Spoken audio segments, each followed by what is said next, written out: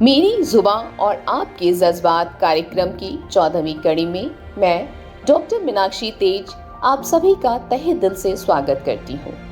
दिल्ली विश्वविद्यालय में professor doctor Saroj कुमारी की कुछ कविताओं को लेकर आप लोगों के मध्य उपस्थित हूँ। आइए सुनते हैं उनकी कविताओं को। पहली कविता, जिसका शीर्षक है काम वालियां। शहरी इलाकों में भागती दौड़ती, शहरी इलाकों में भागती दौड़ती हंसी ठिठोली करती, कभी अपनी और कभी मालकिन की बदकही में मस्त, वे काम वालियां मेरे मोहल्ले की चहकती भोर हैं। मुंह अधेरे अपनी चूड़ी की खनखनाहट के साथ डोरबेल बजाकर रोक देती हैं अपनी हंसी सोए हुए घर के कोने कोने में। फिर पैरों को करीने से झाड़कर अपनी पायल की झंकार के साथ एक ही सांस में बुहार देती हैं सारा आंगन। उनके बर्तनों की आवाज से जाग उठते हैं घर के मंदिर के अलसाए हुए देवता। कुकर की सीटी के बहाने बिखेर देती हैं खुशबू अपने स्वाद की मेरी रसोई में। वॉशिंग मशीन का बजर बजते ही तेजी से दौड़ती बाल्टी भर कपड़ों के बहाने धो देती हैं अपने मन का मैल और बहा देती हैं अपना दर्द साबुन के घोल में। वे काम वालियां पार्क के चारों तरफ परियों से घूमती हैं रंग बिरंगे दुपट्टे और किनारीदार साड़ियों को बांधी, माथे पर सजी लाल बिंदियों के साथ दमकते अपने यौवन की सुगंध से महका देती हैं मेरा आस पड़ोस।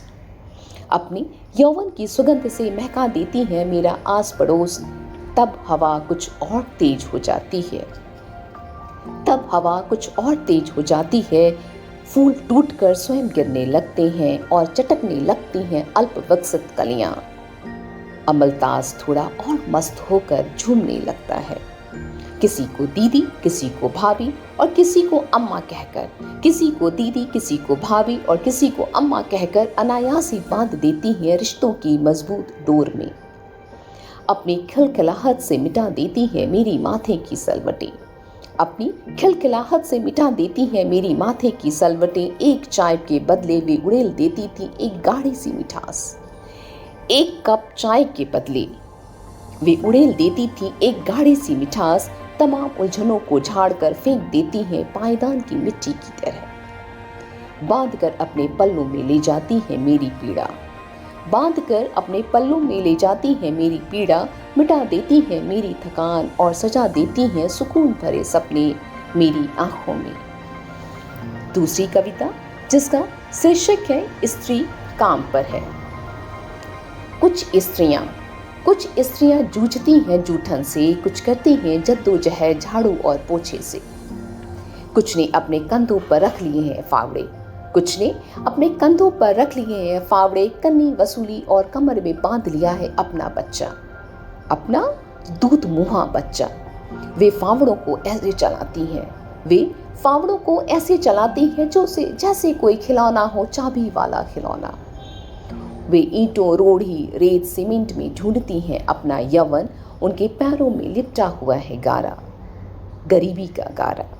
कुछ स्त्रियां सड़क के किनारे कोयलों को दहका रही हैं, उन्हें अब भूनने हैं भुट्टे दहकते हुए कोयलों पर चटक रहे हैं, साथ में चटक रही है उनके बच्चों की भूख। कुछ स्त्रियां भोर में ही निकल गई हैं अपनी पीठ पर बांधकर लंबा सा टाट। वे बिन रही हैं प्लास्टिक की बोतलें, थैलियां, कागज और गत्ते। इन्हीं कागजों में लिखे हैं कुछ ऐसे नाम जिनमें ढूंढती हैं वे अपने बच्चों का भविष्य। तीसरी कविता, जिसका शीर्षक है साप्ताहिक बाजार। अंधेरा होते ही जंग लगे लोहे के छोटे छोटे स्टैंडों में लटकती रंग बिरंगी बत्तियां साप्ताहिक बाजार को कर देती हैं गुलजार। ऊंची ऊंची इमारतों के बीच खाली पड़ी ऊबड़ खाबड़ जमीन पर हर रविवार, बुधवार और शुक्रवार को जुड़ते हैं जगमगाते साप्ताहिक बाजार।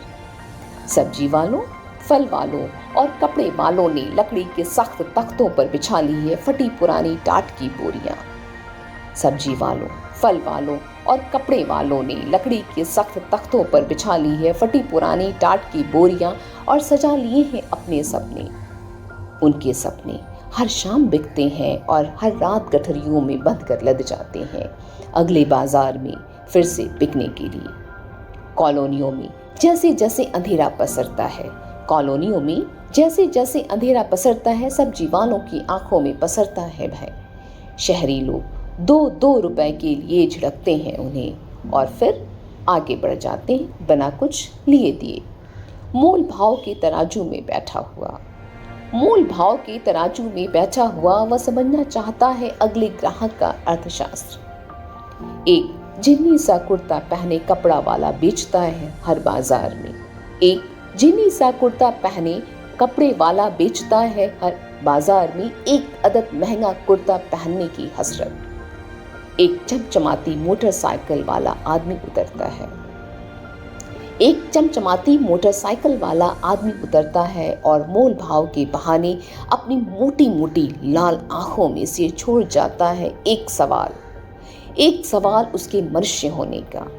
बाजार में आधे अधूरे रुपयों को अपनी झिन्नी से जेब में रखते हुए समेट लेता है थोड़ा सा और अपने पैरों के नीचे बिछा हुआ टाट। बाजार में आधे अधूरे रुपयों को अपनी झिन्नी से जेब में रखते हुए समेट लेता है थोड़ा सा और अपने पैरों के नीचे बिछा हुआ टाट, जिसमें जिंदा दफन है उसके जीवन का सुख चैन। सूखे पपड़ियाए होठों पर अपनी खुश्क जीभ को बार बार फिराते हुए बेच रही है एक अधेड़ औरत लाल हरी चूड़ियां और रंग रंग की बिंदियां, लाली और लिपस्टिक। उसके गानों पर बन गया है भारत का धुंधला मानचित्र, उसके गानों पर बन गया है भारत का धुंधला मानचित्र। उसकी आंखों के काले गहरे कोटरों में साफ झलक रही, उसके आंखों के काले गहरे कोटरों में साफ झलक रही मरुस्थली प्यास। अपने खिलौनों और किताबों की दुनिया से बेखबर, अपने खिलौनों और किताबों की दुनिया से बेखबर छोटे छोटे बच्चे चीख चीख कर बेच रहे हैं नींबू, मिर्ची और धनिया। ग्राहक को अपनी ओर आता देख भी भूल जाते हैं अपना बचपन, ग्राहक को अपनी ओर आता देख भी भूल जाते हैं अपना बचपन। थोड़ा और तन जाते हैं, थोड़ा और तन जाते हैं अपने बाप की तरह दाम पाने की लालसा। चौथी और अंतिम कविता, जिसका शीर्षक है झुग्गियां। झुग्गियां लगातार खरपतवार सी उग रही हैं, झुग्गियां लगातार खरपतवार सी उग रही हैं। उनके साथ रही है थकी हुई सूरत और पनप रही है सूखी हुई प्यास। झुग्गियां नित नया रूप ले रही हैं, कभी काली, कभी नीली और कभी पीली। पन्नियों को ओढ़ बचा रही हैं खुद को। आंधी, पानी और लू लपेटे से बचने के लिए झुग्गी वालों ने उनके ठाठों को कस दिया है अपनी आंतों से। अब ना झुग्गियां अलग हो सकती हैं और ना झुग्गी वाले। मेरे पड़ोस की झुग्गियों से, मेरे पड़ोस की झुग्गियों से कभी कभी तेज शोर सुनाई देता है। एक औरत जोर जोर से चिल्लाती है, एक औरत जोर जोर से चिल्लाती है। नशे में धुत उसका आदमी उसे लात घूंसों से पीटता है। वह रोती नहीं है, वह रोती नहीं है। झुग्गी के बाहर आकर अपनी मैली कुचैली धोती को कमर में कसकर गाली नुमा शब्दावली में शोर मचाती है, जिसे सभ्य समाज तमाशा कहता है। वह ठेठ गंवारी और बेपढ़ी लिखी है, वह ठेठ गंवारी और बेपढ़ी लिखी है, किंतु उसने बड़े शिद्दत से पढ़े हैं अपने अधिकार। अपने स्वर व्यंजनों से रहित अदृश्य वर्णमाला में, अपने स्वर व्यंजनों से रहित अदृश्य वर्णमाला में वो तेजी से अपने आदमी को घसीटती है, झुग्गी के बाहर लाकर पटक देती है बेकार पड़े सामान की तरह। वो झुग्गी वाली औरत मेरी डिग्रियों, मेरी नौकरी और 1 लाख रुपए महीने की तनख्वाह पर खींच देती है एक गहरा प्रश्न चिन्ह। मैं मौन हूं। धन्यवाद।